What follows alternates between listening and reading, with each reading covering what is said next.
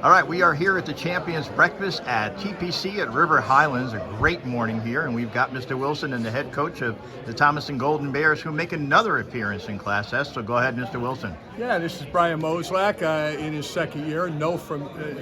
Pretty familiar with state championship games himself. He won two as a player. He was here 2 years ago when Thomaston won the 2022 championship.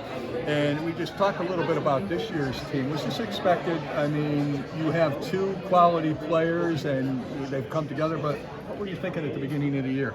Well, we knew we had some talent with Nicole and Ava coming back for their senior year. It's the thing with being at Thomaston is that you start the season, it's always somewhat expected. It's a goal, but we know it's not easy to get here, and sometimes we overlook the fact that it is very difficult to get back to Mohegan year after year. Yeah, you're like we said, no stranger to state championship games. How is this one different for you? I mean, you've been here as a player, you've been here as an assistant coach, now you're here as a coach. Is this one any different? I mean, it's a little bit different, right? I think we had a successful year last year. We kind of got a tough draw in the tournament, and it's just kind of like a redemption year for us. Sure. When you come off of the state championship, there's always high expectations to try to get back there the following year. And not having been here last year, I think people maybe weren't expecting this team to make a run to Mohegan.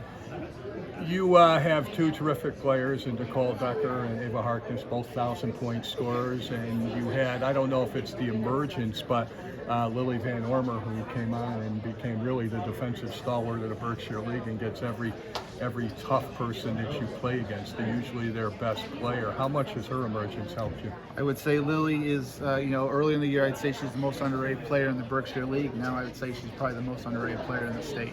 What she does not show up in the box scores, but she probably has the biggest impact on how a game is dictated than anyone on the court. Gritty win over East Catholic, a game that probably a lot of people were not expecting Thomaston to win. Gritty win over them. How much does that help prepare you for the final against a very good Summers team, obviously? Going into East Catholic, I think we as a team felt that everyone outside of our locker room felt we were underdogs. I don't think that was the feeling inside the locker room.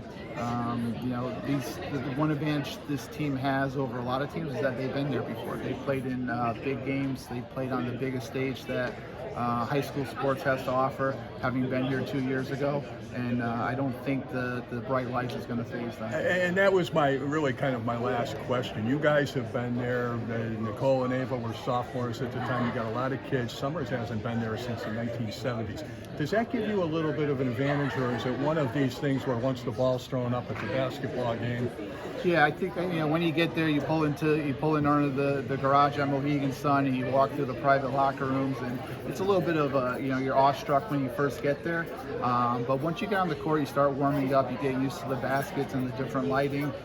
Once the ball's thrown up, it's just a regular basketball game. Well, whatever happens, a great way to end the season on the last day on the biggest stage that high school basketball in Connecticut has to offer. Good luck. Thank you. Appreciate it.